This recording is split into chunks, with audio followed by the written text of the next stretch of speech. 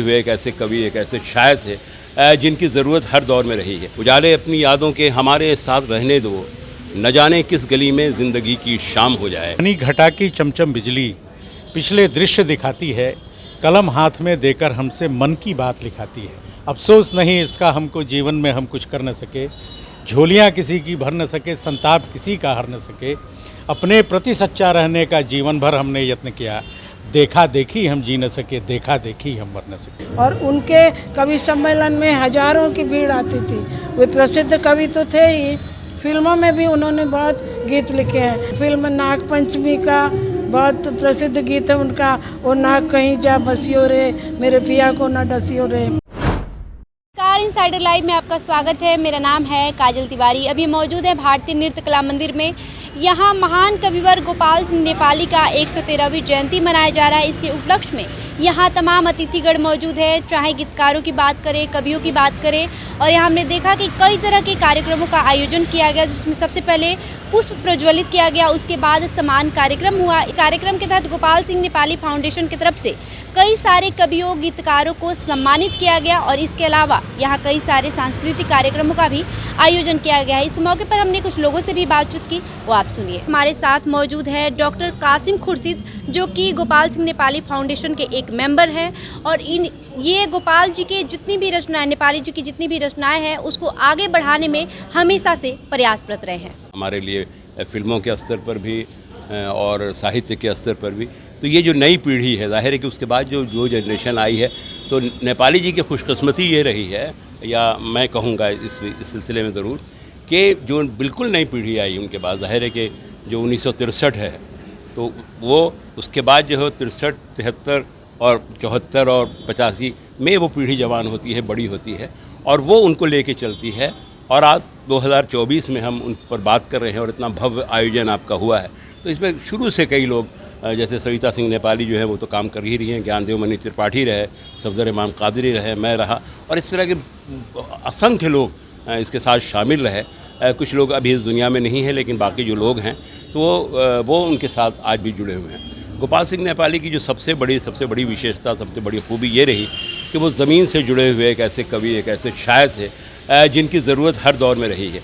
देखिए, मैं एक बात और बताना चाहता हूँ कि जितने भी बड़े कवि हमारे यहाँ हुए, जितने बड़े शायर हुए, जितने बड़े रचनाकार हुए, तो वो कभी मरते इसलिए नहीं हैं कि वो बहुत सामयिक होते हैं। उनकी ज़रूरत हर दौर में रहती है। जैसे गालिब की ज़रूरत हर दौर में है, मोमिन की ज़रूरत हर दौर में है, निराला की ज़रूरत हर दौर में है, ठीक वैसे ही गोपाल सिंह नेपाली की ज़रूरत हर दौर में रहेगी। अब देखिए, वो कलम के स्वाधीनता की बात करते हैं कि मेरा धन है स्वाधीन कलम।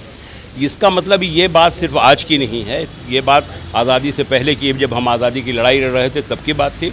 और आज अगर हम कोई लड़ाई लड़ते हैं या कोई अपनी बात कहना चाहते हैं, तो जब तक हमारा कलम स्वाधीन नहीं होता है, हम अपने दिल की बात नहीं कह सकते हैं। तो ये एक ऐसा प्रेरणा स्रोत थे वो गोपाल सिंह नेपाली, और यही कारण है कि आज जो आपने इतना भव्य समारोह देखा और इसमें जितने लोग यहाँ आज शामिल हुए, ज़ाहिर आज सब के सब जो लोग, सारे लोग शामिल हुए हैं इसमें, सभी मुख्य धारा से जुड़े हुए लोग हैं।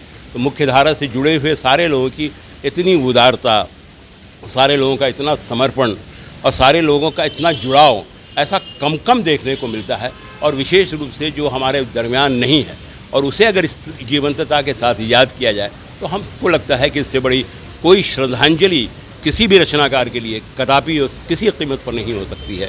हम तो कहते हैं, किसी का शेर हमें याद आता है, गोपाल सिंह नेपाली पर भी वो सादिर आता है कि उजाले अपनी यादों के हमारे साथ रहने दो, उजाले अपनी यादों के हमारे साथ रहने दो, न जाने किस गली में ज़िंदगी की शाम हो जाए। तो जाहिर है कि नेपाली जी की ज़िंदगी की शाम ज़रूर हुई है, लेकिन सुबह जैसे लोग आज भी उनके साथ साथ हैं। और हमको ऐसा लगता है कि जब तक उनका कलम है, जब तक उनकी रचनाएं हैं, जब तक उनकी मोहब्बतें हैं, तो ये नस्लों में मुंतकिल होती रहेंगी। और मुंतकिल होती रही और इसी तरह के समारोह होते रहेंगे। सर, हमारे दर्शकों को कुछ नेपाली जी की पंक्तियाँ सुना दीजिए जो आपके दिल के बेहद मेरे दिल के सबसे करीब था जो हमने आपको सुनाया कि मेरा धन है स्वाधीन कलम। तो ये बहुत गंभीर रचना थी। फिल्मों के हवाले से जो सारी रचनाएं हैं वो बहुत ही गंभीर रचनाएं थी। तो जाहिर है कि अब वो एक ऐसी वो किताब हैं कि जिनके बारे में ये कभी कतई तौर पर नहीं कहा जा सकता है कि हम किनको चयन करें और किनको याद करें, लेकिन हम ये ज़रूर कर सकते हैं उनके हवाले से कि सफ़र ये ख़त्म हो जाए नहीं, ऐसा नहीं होगा, बहुत होगा तो इन अशजार का साया नहीं होगा। उन जैसे लोग, उन जैसे शायर, उन जैसे कवि जो हमेशा हमारे दिल में बसते हैं, और जब हम लिखते रहते हैं, नई पीढ़ी के लोग लिखते रहते हैं, तो ऐसा लगता है कि नेपाली सामने खड़े हैं। क्या बात है, थैंक यू सर। अब हम बातचीत करेंगे गोपाल सिंह नेपाली फाउंडेशन के एक और मेंबर और बहुत ही उनके नेपाली जी के बहुत ही करीब ज्ञानदेव मणि त्रिपाठी जी से। सर, हमें हमारे दर्शकों को कुछ फाउंडेशन के बारे में बताइए कि आप लोग किस तरीके से काम करते हैं जो गोपाल सिंह नेपाली फाउंडेशन है। देखिए, सबसे पहले तो इनसाइडर लाइव का बहुत बहुत आभार और धन्यवाद कि आपने इस कार्यक्रम को इस लायक समझा और अपना समय दिया। यह गोपाल सिंह नेपाली की 113वीं जयंती है, इसलिए सबसे पहले तो उनकी कुछ पंक्तियों के साथ उनको याद करना बहुत अनिवार्य है। नेपाली जी ने लिखा है कि घनी घटा की चमचम बिजली पिछले दृश्य दिखाती है, कलम हाथ में देकर हमसे मन की बात लिखाती है। मन की बात लिखने वाले इस महाकवि की, जिनकी जन्मभूमि बेतिया पश्चिमी चंपारण थी और कर्मभूमि तो पूरा देश, अब पूरी दुनिया में कहिए उनकी रचना की धूम है। नेपाली फाउंडेशन या अन्य संस्थाएं जिनका जुड़ाव बेतिया पश्चिमी चंपारण से पहले रहा है, क्योंकि आप जानती हैं कि अब धीरे धीरे हम 21वीं सदी के उस दौर से गुजर रहे हैं जब मुझे लगता है कि आने वाले थोड़े दिनों में साहित्यकारों को उनके परिवार के लोग न याद रखें तो मुश्किल है कि उन्हें बृहत्तर समाज या बड़ा समाज याद रख पाएगा। तो वैसे मैं उनके परिवार की एक बेटी सविता सिंह नेपाली ने नेपाली फाउंडेशन के तहत काम शुरू किया। हम सब लोग जुटे क्योंकि हम लोगों का पहले से भी नेपाली जी की कविताओं के प्रति या उनके कार्यों के प्रति, उनके कार्य को आगे बढ़ाने के प्रति समर्पण था।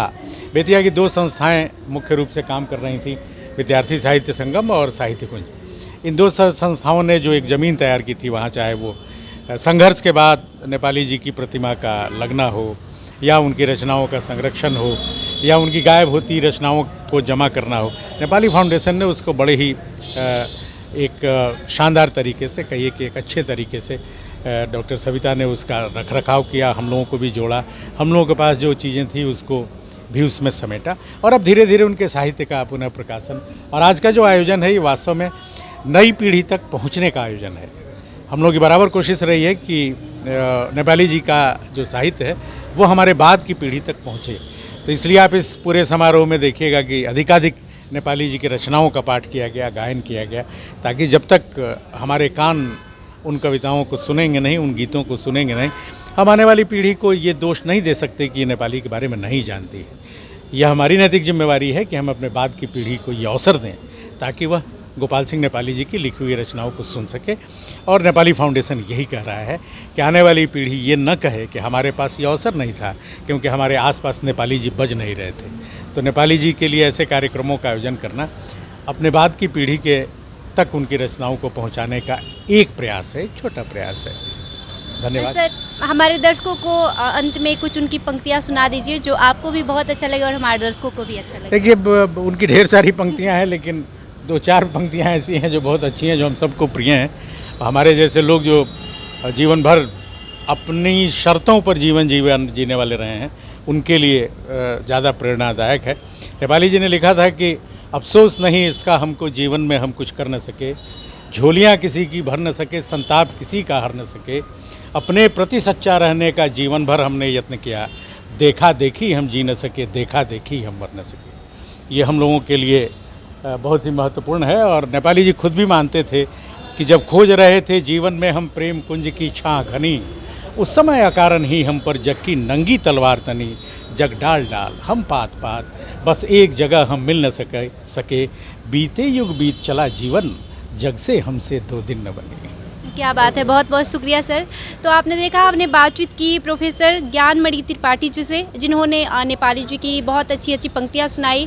और आपको बता दें कि ये भी वैसे शख्सियत है जो लगातार नेपाली जी की रचनाओं को, नेपाली जी के कार्यों को अगली पीढ़ी तक पहुँचाने में प्रयासरत रहे हैं। अभी हम नृत्य कला मंदिर में मौजूद है। यहाँ पर गोपाल सिंह नेपाली जी की जयंती मनाई जा रही है और इस उपलक्ष्य में यहाँ पर हमारे साथ है गीता सौपुष्प जी, जो कि रॉबिन सौपुष्प की वाइफ है। ये वो शख्सियत है जिन्होंने गोपाल सिंह नेपाली के को जो 5 शख्सियत ने मुखाग्नि दी थी, उसमें एक इनके पति थे। मैम, हम आपसे जानना चाहेंगे कि कुछ नेपाली जी से जुड़ी याद हो तो हमारे साथ साझा करिए। कविवर गोपाल सिंह नेपाली मेरे पति रॉबिन सौपुष्प को अपने छोटे भाई की तरह मानते थे, बहुत प्यार करते थे। और वो हमें हमेशा, जब भी मुंगेर में हमारा घर है तो मुंगेर आते थे तो हमारे घर में ही ठहरते थे।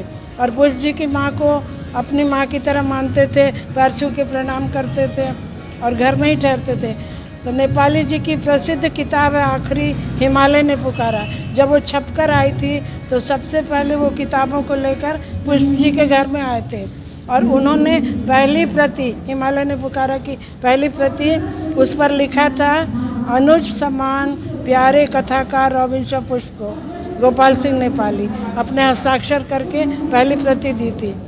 उसके बाद नेपाली जी उनके घर में ठहरे और पुष्प जी और मुंगेर के बहुत से साहित्यकार थे, सबके साथ वो गांव-गांव घूम के कविताएं पढ़ते थे और उनके कवि सम्मेलन में हजारों की भीड़ आती थी।